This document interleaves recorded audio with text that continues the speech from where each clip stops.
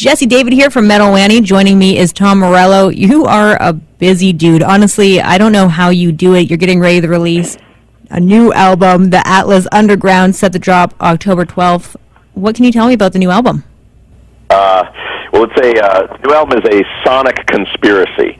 It's a collection of diverse artists who are like-minded, who have come together to forge a brand new genre of music that combines my Marshall stack, crazy guitar, riff rock power with huge bass drops and some forward-looking sonic business. It is a record that has Knife Party, Bassnectar, Big Boy, Killer Mike, Portugal the Man, Vic Mensa, Mumford and Sons, Steve Aoki, Rise Against, K-Flay, Pretty Lights, Gary Clark Jr., LaKaylee 47, and Wu-Tang Clan as my collaborators.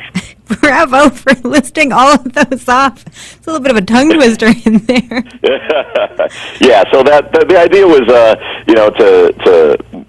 I've made a lot of records, and I wanted to be able to push myself as a guitarist and to create something that was like a different kind of hard rock music. And I discovered, Knife Party and Skrillex, who are huge Rage Against the Machine fans, and I was always against electronic music. To me, it sounded like Italian taxi cab music, right? But then I found that there was this section of it that sounded just like it hit me in the same way that really good metal hit me. It had a lot of the same tension in the release of like the Rage song "Bullet in the Head." It had the kind of like the sonic delivery of some of my like favorite AC/DC and Metallica songs. I said, okay, well, what if we replace your synthesizers with my electric guitar and crazy noises, and we're on to something that hasn't been done before.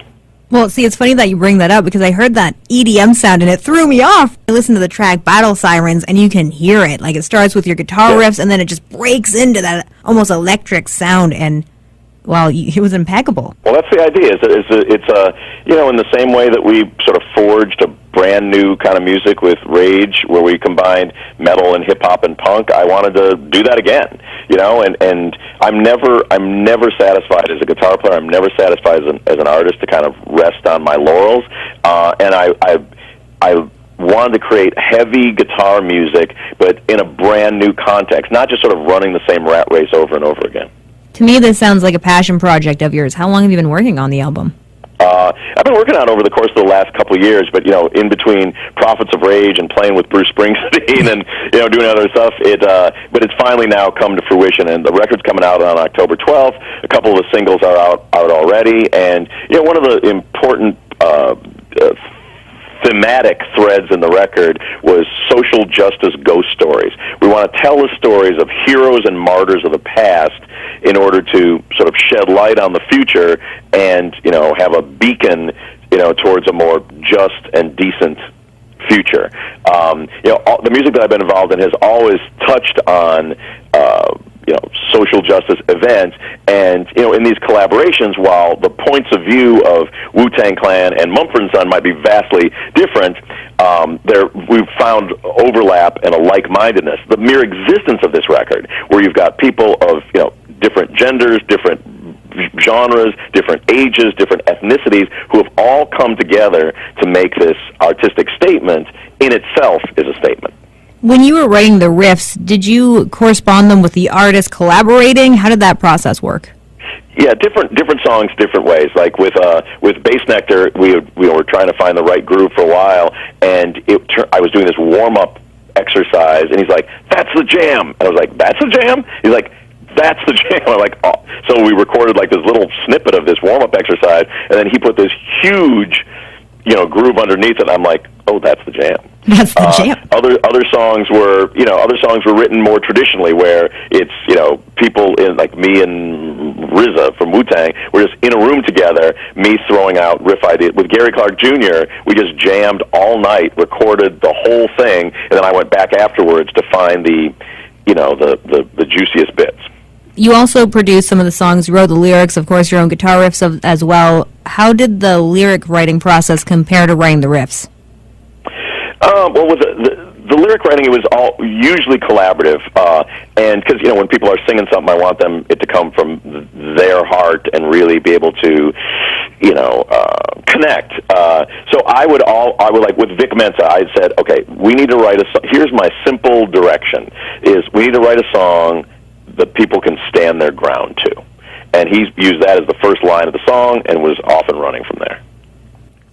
I was listening to the new Prophets of Rage song, Heart of Fire. I love it. It's off of the second studio album, which is all done now, right? Still finishing it up. We keep writing more songs, so it's not done yet, but it's coming. Hey, nothing wrong with that. Do we have a release date or an album name in mind? No release date, no album date in mind yet. We're still writing songs. We're in a very fertile period of songwriting, so we're just going to keep writing and see what we get. How do you think the new album will compare to your debut Prophets album? I think that the debut Prophets record was like we want to sort of do what it is that we do, which is big riffs, crazy solos, Chuck D and Be Real doing their thing. This new record, we're looking beyond outside of ourselves, and we've made Tim and Brad and I made a lot of records together, and so we're each of us on this are challenging ourselves to go beyond what we've done before.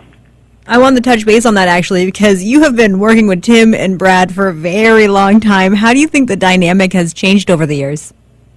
Well, I mean, the one thing is some of the very first time that we played together on August 31st, 1991, to today, we've had the same chemistry. There's just a way that those three people play together that has a particular feel to it. Like prior to meeting Tim and Brad, I was dragging around some of the riffs from that ended up on the first Rage Against the Machine record. I played those riffs with very talented musicians. It didn't sound anything like that. It's just the way that Brad and Tim lock in, and it's Tim's ferocious bass tone, and the way that matches with my riffing, that just is something that's very unique. And I got to tell you, like the other day when we were in rehearsal, whether we're playing Know Your Enemy or whether we're playing a brand new Prophets of Rage song, we lock in a way that is very different than any other three musicians. How do you think that your music process is different now compared to the Rage Against the Machine days? Well, the Rage Against the Machine days it was a much more tumultuous writing process. It's right now, like we were in the studio the other day with Rick Rubin, and it's a joy. We're just having a blast. We're making music that we love, and everyone is happy to be there. You didn't think that Rage would last as long as they did as a band. Why do you think that is? There was a band that was very volatile, and that it was, I think, kind of miraculous that we made 4 records, and I'm so glad that we did. I mean, that's the silver lining of that volatility is that we made 4 records I'm really proud of. Do you think that Zach would ever join Prophets of Rage? I have no idea. Well, super exciting. You also got a chance to tour with Bruce Springsteen. How did this all come together? I had been friends with Bruce for about 8 years or so before we ever played together, and then I ran into him at a studio, and he asked me to come jam sometime with the E Street Band. I'm a huge Springsteen fan, so it was an honor to be asked, and the next time they played in Anaheim, I rung him up and said, how about tomorrow night? And he said, sure, and Rage had covered his song, The Ghost of Tom Joad, so he worked up an arrangement of that and gave me about 82 bars to play a solo in, and the rest is history. And we played together over the course of on and off over the course of the next 6 years.